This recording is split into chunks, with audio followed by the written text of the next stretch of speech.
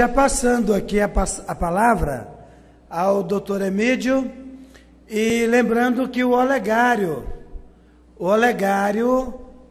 ele vai ficar por conta do microfone, tá bom? É ele que vai levar para as pessoas que levantarem as mãos, tá ok? Gente, eu vou aproveitar aqui para divulgar esse livro, o livro dos Evangelhos. Já que eu falei que a gente precisava estudar a vida de Jesus, ler e conhecer, tem uma parte que não é fácil, porque o indivíduo lê Mateus, depois lê Marcos, Lucas, quando lê João já esqueceu o que está em Mateus.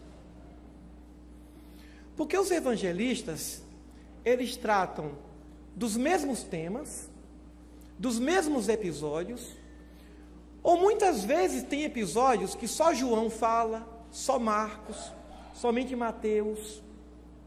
E aí nós ficamos meio perdidos, sem saber o que fazer. Como conhecer a vida de Jesus segundo os evangelhos? Como fazer isso? Já que, muitas vezes, no mesmo episódio, um evangelista fala e o outro complementa com algum detalhe que o outro não viu. Então, esse livro é uma tentativa de reunir todos os 4 evangelhos num só, como se um único evangelista tivesse escrito o livro dos evangelhos. Tem aqui na livraria, é da editora Boa Nova, tem também no site, não é? Um livro que nós lançamos no ano 2000, ou seja, tem 16 anos que nós lançamos essa obra. Então, nós levamos 3 anos para fazer esse trabalho. Mateus, Marcos, Lucas e João, reunidos num só, numa sequência. Nos apoiamos em várias traduções, em várias sinopses. Então, o texto está fundido, unido, imantado. Então, quem lê qualquer passagem, se ali os 4 falaram, tudo que os 4 falaram, que eles narraram, tem naquele texto, nesse livro. Então, esse trabalho é um trabalho interessante. Um trabalho proibido pela Igreja Católica, que o último trabalho de sinopse dos evangelhos que foi feito, foi por um bispo chamado Dom Duarte Leopoldo. Inclusive, essa sinopse do Dom Duarte Leopoldo me ajudou, como do Pastorino, como do Roden. Eles me ajudaram a compor esse trabalho. Não foi fácil. Se não tivesse o apoio desses teólogos, para mim seria muito difícil fazer esse trabalho. Então, o livro dos evangelhos são os evangelhos de Mateus, Marcos, Lucas e João, reunidos num só. Então, quer estudar a vida de Jesus, ao invés de ler Mateus, Marcos, Lucas e João, agora, por que a igreja proíbe? Porque ela quer que a pessoa estude Mateus, Marcos, Lucas e João em separado, para perceber as diferenças desses evangelhos. Agora, já vi livro depois que nós lançamos esse livro, eu já vi um trabalho de um pastor, lançado anos depois, bem nessa linha. Eu gostei muito de saber que esse pastor fez um trabalho semelhante. Eu não me lembro do nome do livro dele. Porque é uma forma fácil de se conhecer a vida de Jesus, lendo os evangelhos. Claro que aqui tem as referências de onde tirou. Aqui não falta nenhum versículo de nenhum evangelista. Então, o livro dos evangelhos é uma obra muito interessante. Agora, o que nós estamos fazendo hoje? Estamos interpretando cada passagem do evangelho. Ainda daqui a 3 anos, esse trabalho vai estar pronto. Eu estou pensando em vários títulos. Então, seria o livro dos evangelhos comentado. Então, nós estamos fazendo comentário, nos apoiando em vários autores, Mas primeiro dando o nosso toque, dando nossa informação, a nossa interpretação. Então, fica aí a dica. É da editora Boa Nova. Todos os direitos autorais dessa obra vão para as instituições de caridade da própria editora Boa Nova, que fica lá em Catanduva, em São Paulo, né? Aqui na livraria tem, né? Eu acabei de comprar esse aqui para mim, porque o que eu tinha, eu dei para o Divaldo, encontrei o Divaldo Franco lá em Belo Horizonte, e ele não tinha esse livro ainda. Aí eu dediquei o meu e entreguei para ele, agora eu peguei o meu de volta, né? Então, eu sugiro a leitura e o estudo desse livro, porque vocês vão ter um roteiro mais ou menos, e vocês vão ver, tem muita coisa aqui, glossário, roteiro cronológico e geográfico de tudo que aconteceu na vida de Jesus. Foi um trabalho muito bonito, feito com muito amor. O outro é mais difícil, que é comentários, e também está sendo feito com muito amor. Aqui, ó, o livro dos Evangelhos, olha a capa como é bonita, ó. Está vendo a capa como é bonita? Né? Vai primeiro pela capa, né? Está no telão? Oh, que beleza! Aqui, ó. Pode começar. Não façam perguntas difíceis para mim, senão vou ter que ler o livro aqui.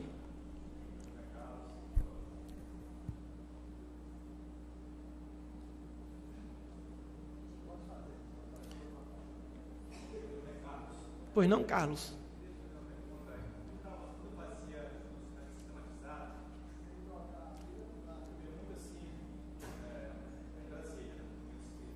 Na comunhão? Ah, eu já falei lá, um centro maravilhoso.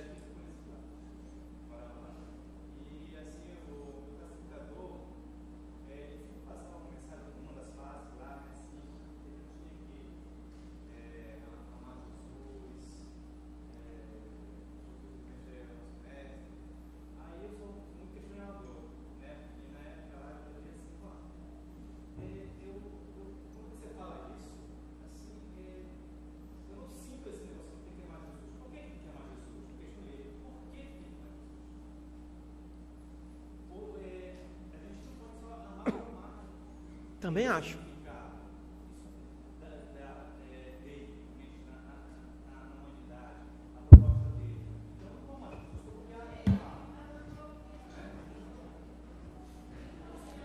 Vou trocar a pilha do microfone. O Carlos está questionando, ele é lá de Brasília, do Centro Espírita, Comunhão Espírita, né? Trocou? Aqui, bom. Ele está questionando por que tem que amar Jesus. Ele sempre achou, por que essa imposição, não é? Então, é isso que ele quer saber, por que amar Jesus? Quer ver? Por que uma criança que nasce numa cidade, hoje, amanhã já muda para outra, por que tem que amar essa cidade? Só porque nasceu ali? Né? Por que amar Jesus? Porque eu nasci num país cristão? Né?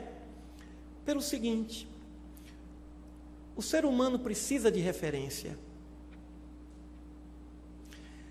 Quando Jung fez muitos tratamentos, psicanalista Jung, ele disse assim: todos os meus pacientes desse grupo só se curaram quando eles encontraram a referência religiosa ou moral de comportamento. Uma referência. Então, o ser humano precisa da referência. Ele precisa da referência, mas não pode ser uma referência teórica, os ensinos. Tem que ser uma referência também dos exemplos. Então, não tem que amar Jesus só porque é um ser superior, porque é um mestre. Não tem que amar Confúcio, o chinês não tem que amar Confúcio, ou se amar Buda, porque são mestres da humanidade. Não. É porque aquele comportamento daquela pessoa conseguiu me ajudar. É o leproso que foi curado e voltou para agradecer. É o amor-gratidão. O amor-gratidão. Então, nós devemos isso a ele. Devemos isso a ele. Como poderíamos dever a Confúcio, a Buda, se fôssemos budistas. Porque o budista, ele não vai entender o que eu acabei de falar aqui hoje. Mas o cristão entende. Só que o cristão, ele tem uma visão. Ele sabe que Jesus, ele tem revelações, que Jesus foi um arquiteto da terra. Então existem mais informações. Mas na verdade é porque há uma grande afinidade entre nós e esse ser. Jesus se disse filho do homem. Por que filho do homem? Ele é o perfeito filho da espécie humana. Porque existem outras espécies. Existem outras espécies físicas por meio das quais o espírito evolui e chega à perfeição. A espécie humana não é a única. Então, o filho do homem é o filho da espécie humana que chegou à perfeição. Ou seja, aquele indivíduo que passou por várias encarnações dentro da espécie humana e chegou àquela perfeição. Por isso que ele é filho do homem. E João Batista é dentre os nascidos de mulher, dentre os nascidos no planeta Terra, no processo biológico da Terra. Porque Jesus não passou, provavelmente, por todas as encarnações deles evolutivas no planeta Terra, provavelmente não. Porque já que ele foi um arquiteto da Terra, antes que a Terra existisse, há 5 bilhões de anos, ele já era o que ele é. Então veja a grandeza desse espírito. É algo inimaginável. Inimaginável. Então ele teve que realmente reduzir muito a sua potencialidade para estar aqui. Senão o planeta ia acabar, seria uma bomba atômica aqui dentro. Não ia suportar essa energia. Então, nós temos uma dívida de gratidão a ele. Agora, quando nós entramos nessa faixa, quando nós entramos nessa sintonia crística, quer ver, eu vou dar um exemplo de um que entrou. Paramansa Yogananda. Alguém que ouviu falar em Yogananda? Paramansa Yogananda fez um trabalho belíssimo em 3 volumes, um já traduzido, volume 1 já traduzido, que eu estou lendo sempre em casa, no nosso culto do Evangelho. Estou lendo o estudo dele. E tem mais 2 volumes que ele escreveu em inglês, ele da Índia, ele escreveu em inglês, que continua fazendo os estudos dele. E Yogananda, antes de desencarnar, já era, entre aspas, cristão. Ele era um apaixonado por Jesus. E ele conta no livro que ele teve visões com Jesus, por meio das suas meditações. Então, um indivíduo que veio da Índia, foi fazer direito no Ocidente, nunca seguiu a área jurídica, em posição do seu mestre, chamado Suruktécio. Tem um livro muito interessante dele, intitulado Autobiografia de um Yogi. Alguém lê esse livro aqui? Autobiografia de um Yogi. Já leu? Ali ele conta a sua história. Então, Yogananda não foi educado para amar Jesus. Mas depois que ele leu e estudou os evangelhos, ele passou a ser um discípulo também de Jesus. Então, a gente percebe na forma como ele escreve, como ele é um cristão, como ele sentiu essa identidade com Cristo. Claro que tem algum detalhe ali ou outro, que pela nossa formação espírita, nós discordamos. Pela nossa formação. Mas que não tira da obra dele, desse estudo que ele fez dos evangelhos, claro que ele não tratou de todas as passagens, mas não tira da obra dele a beleza. Por cada um ponto ou outro, não. Então, é um trabalho bonito. Está sendo traduzido agora o 2º volume e o 3º volume, um estudo dos evangelhos. Então, ele, que não foi treinado para amar Jesus, quando ele conheceu os evangelhos, quando ele conheceu o procedimento, ele não resistiu. Não dá para resistir. Não dá para resistir a esse poder, esse magnetismo, essa beleza espiritual. Não dá para resistir à beleza. A não ser, quando fala beleza, pelo respeito a outro tipo de beleza. Se resiste à beleza física, quando se respeita por outro tipo de beleza, que seria a beleza moral, a beleza do respeito, a beleza de um sincero amor, né? Então, o belo é sempre atraente, então não tem como não resistir ou não tem como resistir à beleza moral desse espírito, a forma como ele agia, a simplicidade. Como é que alguém tão poderoso, como é que uma pessoa tão poderosa tinha atitudes tão simples, tão humanas, tão humanas? Jesus foi lindo, não porque ele foi divino, mas é porque ele foi divinamente humano. Não é porque ele foi humanamente divino, é o inverso. Porque ele foi divinamente humano. E é essa a nossa proposta. Porque ninguém nasceu aqui com poderes, ou provavelmente com os poderes dele. Imitar Jesus, vamos imitar Jesus, tem que imitar mesmo. Não no poder de cura, de caminhar sobre as águas, aplacar a tempestade, multiplicar pães e peixes, transformar água em vinho, não é por aí. Mas o poder de lavar um prato, varrer uma casa, o poder de fazer a cama depois que acorda. A beleza está nas pequenas coisas. A beleza de ser humano. A beleza de ser humano. De chorar quando sente vontade de chorar. De sorrir quando sente vontade de sorrir. A beleza de ser humano. Foi isso que ele nos trouxe. Então, por que se deve mais? Isso é um clichê, é um dogma. É um dogma, mas nós temos que entrar no dogma e tentar descobrir o que tem de fundamento de verdade nesse dogma. O que está por trás disso, né? Muito bem. Que pergunta difícil. As perguntas mais difíceis são as mais aparentemente simples. Obrigado. Já veio uma pergunta difícil. Professor. Pois não? Eu queria, em primeiro lugar... Chega mais longe aqui, peraí. Professor, eu queria, em primeiro lugar, agradecer e parabenizar o senhor pela excelente palestra que o senhor fez. Realmente me surpreendeu. E eu estou pedindo aqui a Nosso Senhor Jesus Cristo que me ajude a formular a pergunta dentro da mais alta... E queria agradecer também os colegas aqui de curso, porque numa tarde de sábado nós virmos aqui, né? Professor Enio? A gente vir aqui, largar todas as nossas coisas já é um sinal de altíssima espiritualidade, né? Mas a gente tem que ficar com o desconfiômetro muito ligado, conforme eu falei para o senhor, porque as trevas estão trabalhando muito forte, como ferrugem, sabe? A treva trabalha às vezes como... Quando vê que o inimigo é poderoso, eles trabalham como ferrugem e vão enganando a gente, levando o poder desse pessoal de iludir a gente é tão grande que eu tô assustado, sabe? Minha família foi praticamente destruída por forças terríveis que a gente já conhece, porque a gente leu esses livros do Chico Xavier e a gente conhece mais ou menos como a metodologia desse pessoal, né?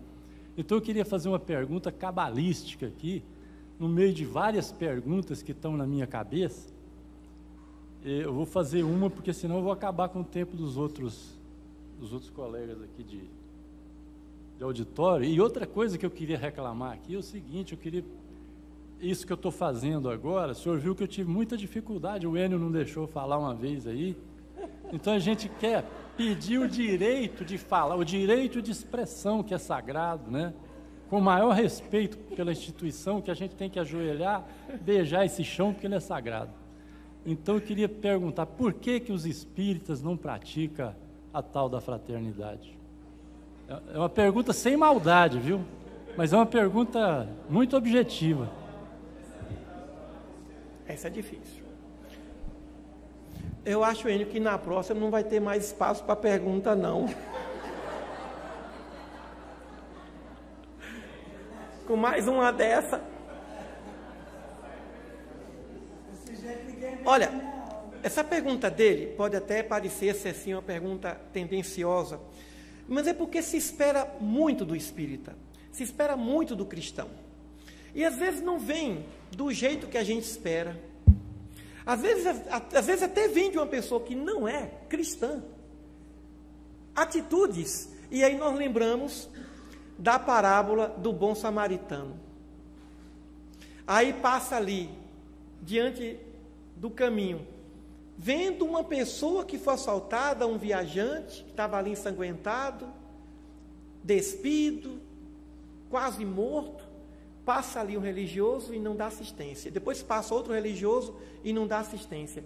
Aí passa um indivíduo que era marginalizado, um samaritano, que não tinha fama de religioso e dá toda assistência.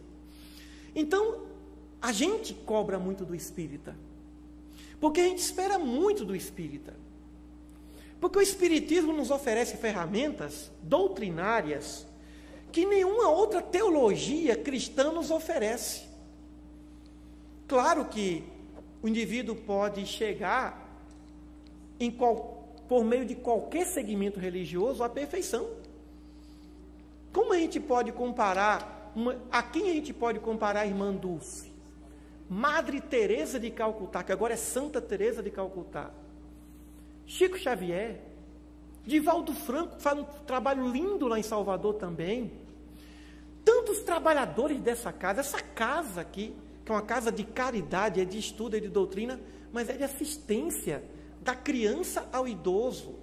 A questão é essa, que nós queremos, muito será pedido, a quem muito se houver dado. Então, quando nós verificamos o quanto que nós poderíamos dar, oferecer mais, pelo tanto que já recebemos, realmente nós fazemos esse tipo de pergunta. E é uma pergunta pessoal, né? Por que que eu não dou mais do que eu deveria? Eu estou fazendo tudo o que posso com o talento que tenho. Olha que pergunta, né? Perguntaram àquela autora dos livros do Harry Potter. Qual a pergunta que ela espera encontrar quando estivesse nas portas da espiritualidade? Ela disse assim: fez tudo o que você pôde com o talento que tem? Multiplicação dos talentos, a parábola dos talentos. Então, realmente, a pergunta é uma pergunta difícil, mas ela pode ser fundamentada no Evangelho, porque muito se espera, muito será pedido a quem muito se houver, muito se espera do cristão, muito se espera do espírita, muito se espera do católico, do evangélico, mais do que quem não é de qualquer segmento religioso. E aí, como a gente espera muito, às vezes não vem muito. E a gente fala: ah, mas eu tive doente, eles não me visitaram, passei por isso, não me ajudaram. Não é? Porque a gente é cobrado. É uma pergunta de cobrança que a gente tem que fazer todos os dias. Eu estou fazendo tudo o que posso com o talento que tenho? É uma pergunta interessante.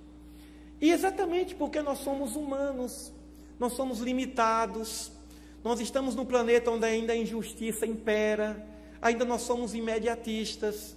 Mesmo com essa ferramenta maravilhosa, mesmo tendo um mestre desse nível, muito superior a outros tantos mestres, que eu não vou citar, porque cada um tem seu mestre, e nós temos que respeitar a admiração e o amor que outros segmentos têm pelos seus mestres. Então, muito se cobra, a gente mesmo cobra dos discípulos de Jesus. Ah, mas eles abandonaram Jesus no alto da cruz. Só estava lá João, né? A gente cobra deles. Conviveram com o mestre. Por que que fez assim? Por que que abandonaram? Por que que negou? Por que que entregou? A gente cobra deles, porque a gente espera deles muito mais. Afinal de contas, eles conviveram com Jesus. Foram os primeiros a serem evangelizados por ele. E por que que eles agiam com tanta incredulidade? Porque são humanos, estamos a caminho da evolução. Cada um dá o que pode, cada um dá o que tem. E o espírita não é diferente de qualquer outro. Ele também é humano, ele também tem seus imediatismos. Apesar de toda a beleza da doutrina, ele também é gente. Eu me lembro que uma vez o Divaldo falou sobre o Chico, eu ia mandar uma carta para Chico, aí ele falou: cuidado com a carta, porque Chico Xavier é médium, mas também é gente. Aí antes de mandar a carta, eu mostrei para ele: posso mandar? Ele falou: pode. O Chico é médium, mas também é gente. Não é porque é médium que sabe tudo, que, percebeu? Era uma carta de cunho científico que eu tinha uma curiosidade e eu queria que o Chico me respondesse. Olha a resposta do Divaldo: cuidado, porque ele é médium, mas também é gente. né? Então, o Espírito também é gente, né? Oh, pergunta difícil. Obrigado pela pergunta. Emídio, Só um minutinho. Enio, deixa ele falar, viu, Enio? Mas é que o Enio te ama. Vamos lá. Emídio, eu sou Jurandira e é um gancho aqui da questionamento do nosso irmão, companheiro lá, Carlos, que veio do conhecimento do ESD lá de Brasília. De imediato me veio na cabeça, porque dentre várias frases que você citou, eu fui anotando aquelas que me tocaram ainda mais, né?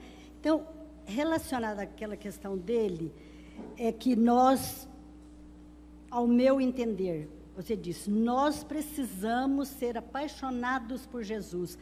Isso me tocou imediatamente. Apaixonado, como vamos nos apaixonar? Quantos de nós já fomos abordados por pessoas, por exemplo, principalmente evangélicos? Você tem que amar Jesus, você tem que se entregar para Jesus. Você é espírita, você já se entregou para Jesus? Então, essa é a primeira pergunta. Primeira pergunta. Aí, o que acontece para que eu possa esclarecer uma pessoa que está questionando essa questão de amar Jesus? Por quê? Você explicou muito bem por que amar. Agora, como aprender a amar? Conhecer a vida de Jesus. Porque ele mesmo disse, eu sou o caminho, a verdade e a vida. Se nós conhecemos essa caminhada que você nos trouxe e está nos trazendo hoje extraordinariamente também. Esse é o meu ponto de vista, eu já questiono. Eu estou certa, eu conhecer a vida de Jesus. Eu conhecendo, eu vou me apaixonar. Se eu for sensível, se eu for uma pessoa cristã, verdadeiramente cristã, aí eu estou certa. E depois a outra pergunta, eu fiz duas, né? Será que eu confundi todo mundo ou não? Muito bem, não, tudo bem. Não? Muito bem. Bem, dentro da minha incredulidade, eu sou um apaixonado por Jesus. Dentro das minhas limitações, eu tenho muito carinho, admiração, e eu seria pretensioso dizer que eu tenho amor por Jesus. Mas realmente eu tenho isso. Existe isso na minha alma, né? Existe isso na minha alma. Claro que é uma paixão pequena, né? É uma paixão pequena. Eu adoro minha netinha, mas aí entre o Cristo e a netinha, meu Deus, e agora? Né? Percebeu? E a filha, meus amigos, né? Joana de Cusa, né, que entregou seu filho lá para sacrificar por causa desse amor que ela tinha por Jesus. Então, na verdade, todos nós temos uma paixão por Jesus. Porque essa paixão por esse ser é também no nível de carência, de paixão por Deus. A nossa carência afetiva vem da carência de Deus. E nós temos um outro nível de carência, que é essa carência por esse ser, que nos acompanha há muitos anos, há milênios. Então, existe isso, né? Realmente. Só que tem uma coisa, cada um vai encontrar o Cristo dentro do caminho mais interessante possível. Porque muitas vezes nós lemos os evangelhos e nós não entendemos certas condutas dele. Eu levei um tempo para poder entender porque que ele mandou aqueles espíritos, aquela legião, para os porcos. Compreender Jesus não é tarefa fácil. Pegar o Sermão da Montanha e entender o Sermão da Montanha é muito fácil. Está ali um código. Mas entender o comportamento dele. Por exemplo, ele é convidado a um almoço na casa dos fariseus.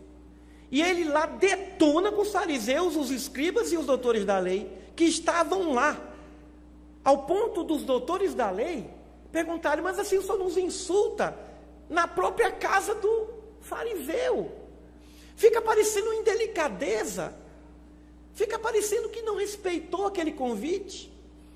é aí que nós vamos ter que fazer um exercício mental.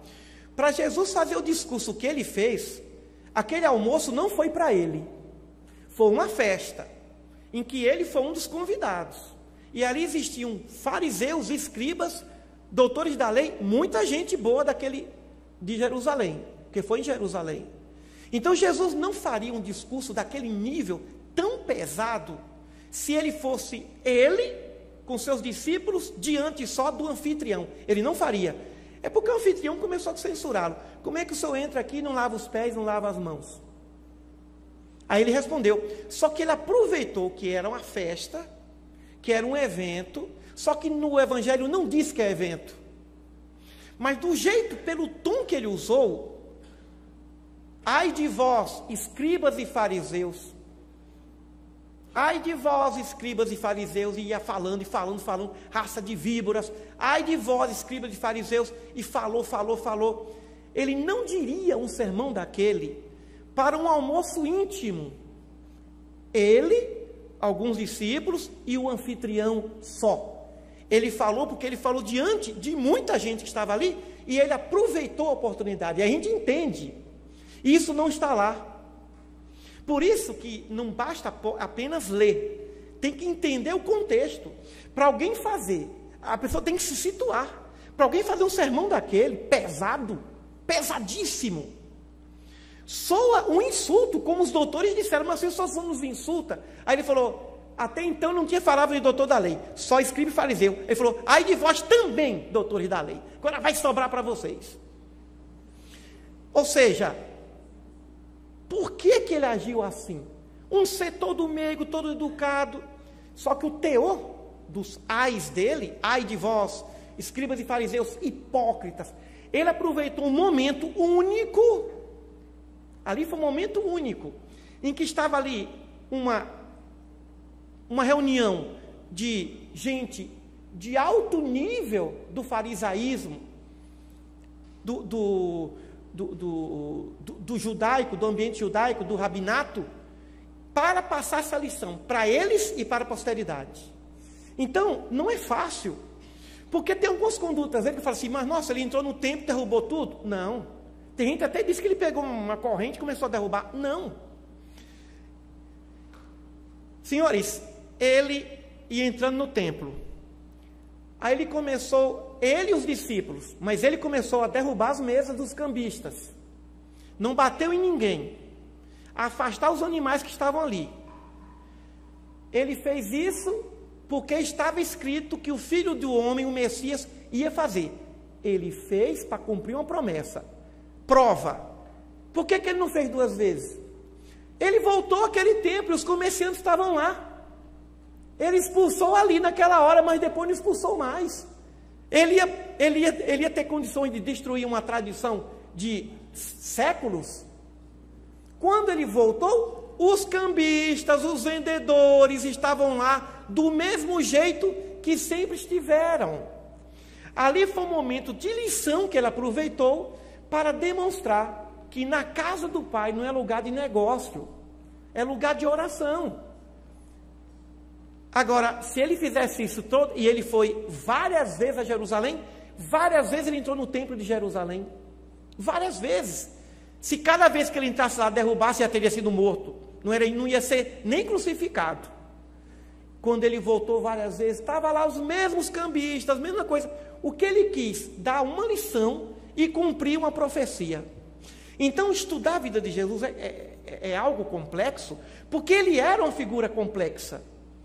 Ele era complexo. Ao mesmo tempo que ele obedecia à profecia, respeitava a tradição, ao mesmo tempo ele não respeitava a tradição, mas entendia o nível daquela realidade. Gente, 2000 anos, naquele tempo, o atraso era total. Se até hoje temos o atraso, imagina a época de Jesus, com aquele conservadorismo imenso. Então nós temos que entender o contexto, porque fica parecendo uma indelicadeza, ele entrando na casa do fariseu e falar tudo que ele falou. Mas ele fez um sermão. Sermão não se faz para um. No nível dele, sermão se faz para muitos. Então não foi um almoço qualquer. Alguns autores falam em janta. Mas ali foi um momento de festividade. Ele foi para uma festa. Não foi um almoço dado exclusivamente para ele. O fariseu não recebeu Jesus, vem almoçar, sou convidado especial. Não, ele não foi o convidado especial naquela festa. Ele é tão simples que não era convidado especial. Era convidado especial para o cristão, para o discípulo. Para o fariseu que não era, e que depois reclamou porque ele não lavou a mão, não era convidado especial. Ele era mais um convidado. Ele era mais um convidado. Então, ler, conhecer, sentir, imaginar. Einstein dizia que a gente aprende mais pela imaginação do que por outra coisa. Às vezes eu estou interpretando um texto do Evangelho e busco o livro e ninguém explica e nada acontece. Aí eu me vejo na cena, aí eu vou me imaginar na cena. Quando a gente se imagina na cena, aí fica fácil. Quando a gente volta de lá, da imaginação, e se coloca no lugar da testemunha, de quem está vendo aquilo ali, aí a história é outra. Aí o indivíduo entende a realidade. Então, se tivesse ali Jesus, seus discípulos, só o fariseu e 2 familiares, ele não ia dar um sermão daquele. Ele aproveitou a oportunidade, que ele aproveitava todas as oportunidades. Ali devia ter muita gente. Ali devia ter muita gente para ele poder falar ali. Aí se justifica, né? Boa tarde a todos. Meu nome é Walter. Aproveitando aí a deixa dos porcos, já foram citados 2 vezes, em que se fundamenta os judeus, o adventista do 7º dia, a abstinência à carne de porco? O judeu, ele tinha uma cultura, isso veio lá de Moisés. Isso é o seguinte, por causa da enfermidade, por causa da condição da falta de higiene. Moisés foi muito rigoroso com a questão da falta de higiene. A circuncisão, por exemplo. Esse excesso de lavar a mão, lavar copo, o copo está limpo, mas tem que lavar. O prato está limpo, mas tem que lavar. Então, pelas condições desses animais, comer essa carne seria uma impureza, porque o animal vive numa condição de impureza. Diferente do peixe. Diferente do peixe. Né? Então, pela condição e determinação de Moisés. Veio lá de trás isso. E que essa tradição passou. Até hoje tem gente que não come carne de porco por isso. Né? Tem gente que não come carne, outro tipo de carne, também por isso. Né? Pelas condições de higiene. Então, existia essa resistência. Porque Moisés e os judeus são muito preocupados com a questão da higiene. E chamava a atenção de Jesus, eu estou vendo que nem o Senhor e nem seus discípulos lavaram as mãos. Aí ele vem, né, falando que não é só isso, de que adianta lavar a mão e não ter o espírito limpo, né? Então existia uma preocupação muito grande com as enfermidades, com as doenças. Naquele tempo não existia antibiótico, remédio fácil. Então muitas medidas eram preventivas. E a circuncisão que Paulo condenou tanto era proveniente de um cuidado em relação à higiene. Então vinha por causa disso. Mas aí, como a gente diz, né? Todo alimento é bom, depende do tempero, né? Você come até cobra, né? Escorpião. Botou o tempero, você não sentiu nenhum. Outro dia você falou, mas você acredita que eu acabei de comer uma rã ali? Eu falei, você não sentiu? Não, para mim estava gostoso. Mas por quê? Com tempero tudo vai, né? O problema não é a comida, é o tempero, né? Muito bem. Emílio, nós vamos ter mais esta e outra pergunta, tá? Para a gente encerrar por causa do horário. Pois não. Meu nome é Regina, eu queria perguntar para o senhor, me explanasse, naquele momento que Jesus fala, Pai, afasta de mim esse cálice.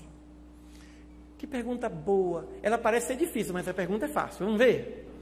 Tem pergunta, às vezes a pergunta fácil é que é difícil. Essa parece ser difícil, mas é fácil. O cálice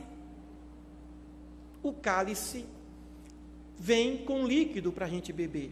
O vinho amargo, deram a ele o fel para beber no alto da cruz. Jesus nunca teve medo, ele sabia o que ia acontecer com a vida dele. Sentiu sudorese de sangue diante do que ia acontecer. Jesus amou tanto a cada um de nós, a humanidade, que ele queria afastar o cálice que ele tomou para ele das nossas irresponsabilidades morais. Tanto que ele disse no alto da cruz, Pai, perdoai-os porque eles não sabem o que fazem.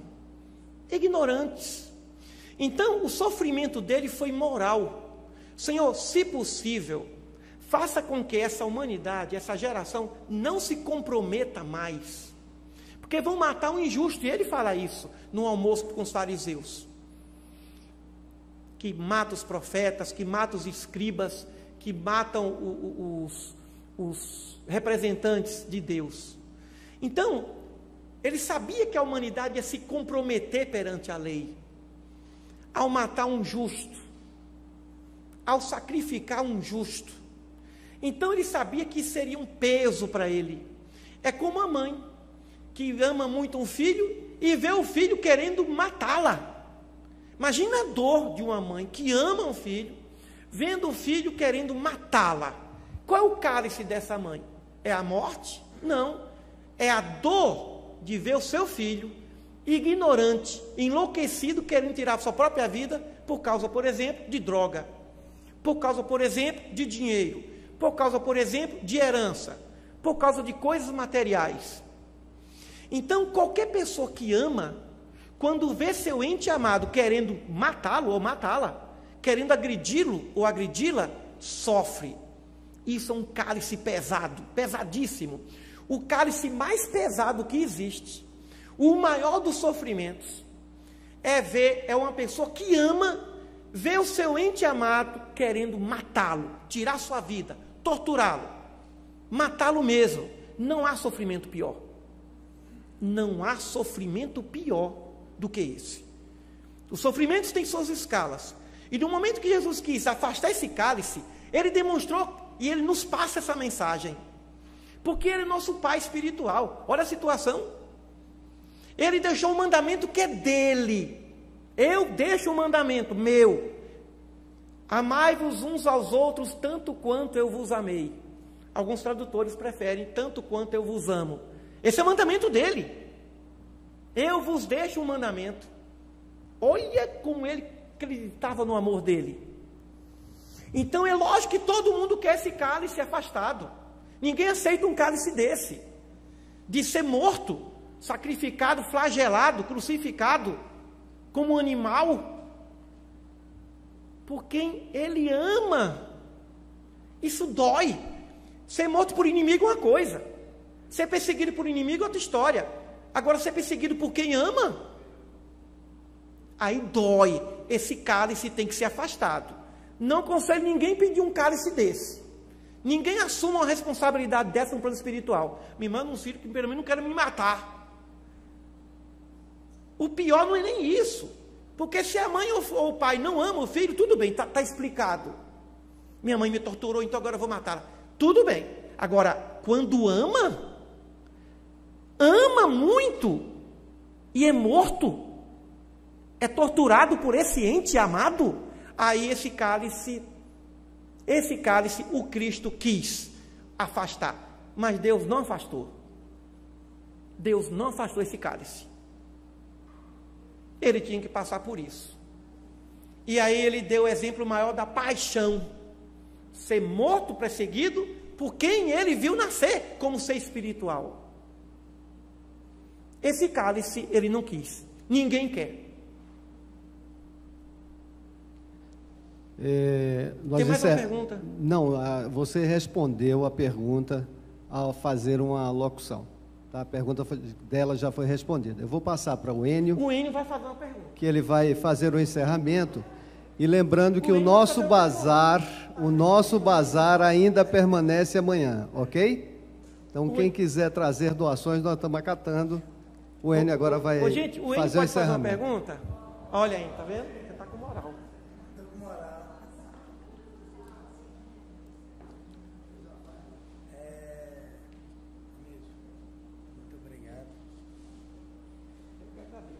Pessoal, nós queremos então agradecer em nome da Irradiação Espírita Cristã a presença do nosso querido irmão Emídio Brasileiro, esse companheiro que nunca nos deixa na mão, né?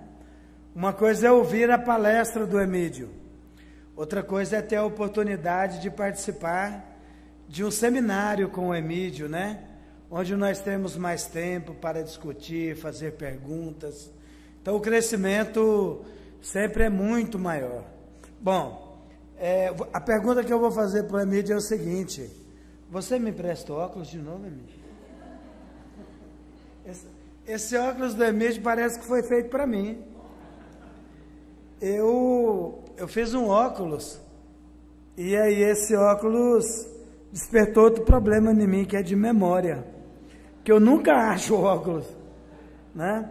Mas então é o seguinte, dando sequência, na semana que vem nós teremos aqui a aula As Potencialidades Humanas, no dia 24, a Fisiologia da Alma e os Mecanismos da Mediunidade, com o psiquiatra Jim Ali Untar.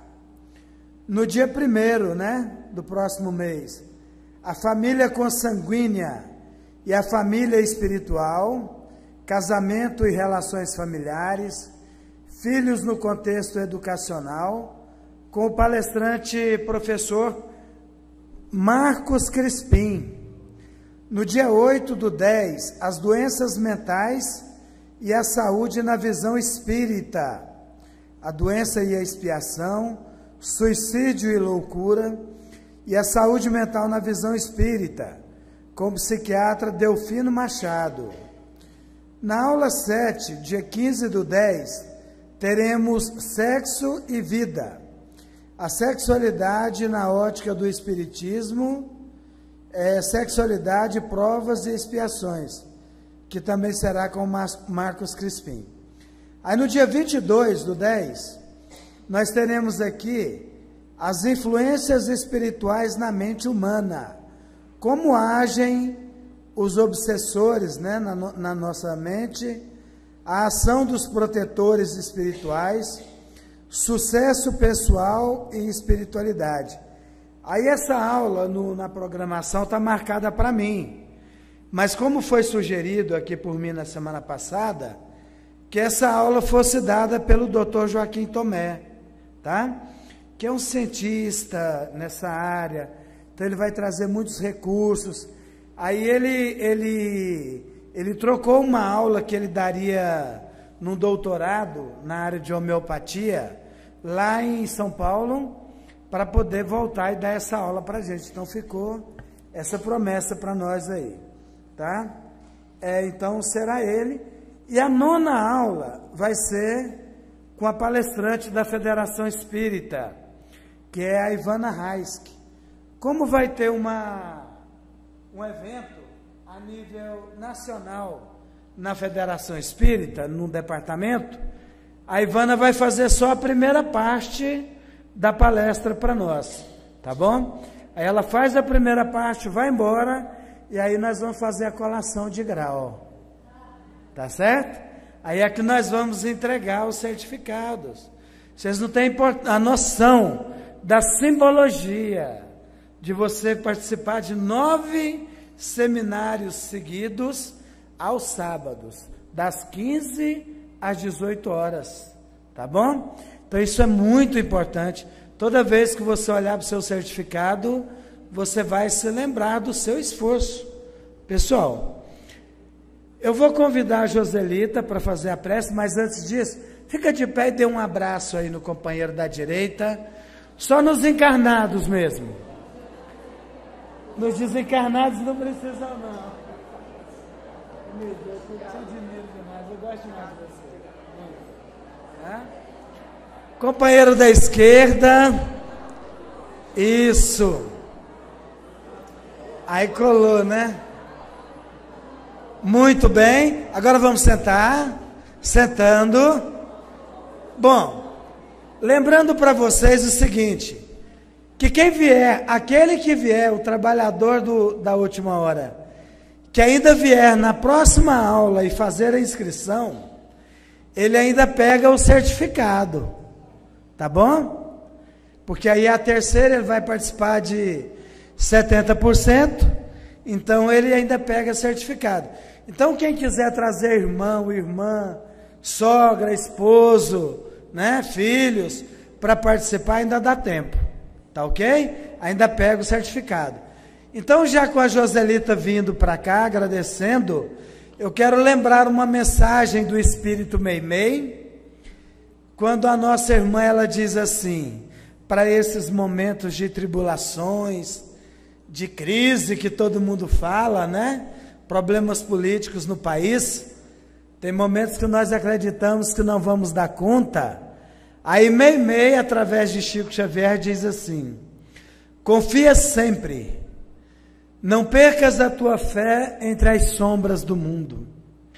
Ainda que os teus pés estejam sangrando, segue para a frente, erguendo-a por luz celeste acima de ti mesmo. Crê e trabalha. Esforça-te no bem e espera com paciência, que tudo passa e tudo se renova na terra, mas o que vem do céu permanecerá. De todos os infelizes, os mais desditosos são aqueles que perderam a confiança em Deus e em si mesmos, porque o maior infortúnio é sofrer a privação da fé e prosseguir vivendo. Eleva, pois, o teu olhar e caminha, luta e serve, aprende e adianta-te, brilha a alvorada além da noite. Hoje é possível que a tempestade te amarfanhe o coração, aguilhoando-te com a aflição ou ameaçando-te com a morte. Não te esqueças, porém, de que amanhã será um outro dia. Esse é o poder da mente, tá? Faz a prece. Boa tarde, caríssimas irmãs e caríssimos irmãos de Ideal Espírita. Eu quero cumprimentar, em nome da Irradiação Espírita Cristã, o esforço de cada um, né? Parabéns, né? Muito bom mesmo ver essa casa lotada, vocês estão, assim, abrilhantando o nosso evento, com certeza foi feito para nós, né? Então, muito obrigada pela presença de todos vocês e sigam aí a orientação do Enio. Tragam mais pessoas que possam usufruir deste banquete de luzes que nós recebemos todos os sábados. Correto? Muito obrigada. Então, vamos... Eu contei quem vai assinar o certificado. Bezerra de Menezes, Eurípides Barçanufo, né? Meimei falou que vai assinar o meu. São gente boa. Né? No desdobramento do sono, né? Vamos ver se alcança eles lá. Então vamos elevar os nossos pensamentos, rogando dos céus que nós possamos ter a abertura necessária para receber os bons fluidos, as melhores energias, que nos dê o despertamento necessário para que possamos continuar perseverando em entender o nosso irmão maior, o Cristo. E queremos dizer que muito mais que sentimentos, nós devemos reconhecer e amá-lo com as nossas atitudes, em amor ao nosso próximo, em amor a nós mesmos. Porque devemos reconhecer que mesmo diante de nossas dificuldades, nossas imperfeições e atrasos morais, nós temos a centelha divina. Somos filhos legítimos de Deus. E isso nos torna os seres mais importantes da criação divina. Jesus, na sua infinita bondade, tenha misericórdia de nós. Permaneça nos auxiliando, nos amparando, para que possamos melhor compreender o seu Evangelho, suas palavras, e possamos segui-lo e aceitá-lo como nosso lume. E que a sua paz possa envolver a cada um, esta casa bendita que acolhe a todos nós. E vamos encerrar com a prece que nos ensinou. Pai nosso que está no céu, santificado seja o vosso nome, venha a nós o vosso reino, seja feita a vossa vontade, assim na terra como no céu. E o pão nosso de cada dia nos dai hoje. Perdoai as nossas ofensas, assim como nós perdoamos a quem nos tem ofendido. E não nos deixeis cair em tentação, mas livrai-nos da prática de todo mal, porque vosso é o reino, o poder e a glória para sempre. Irmãos de toda a terra, amai-vos uns aos outros. Irmãos de toda a terra, amai-vos uns aos outros.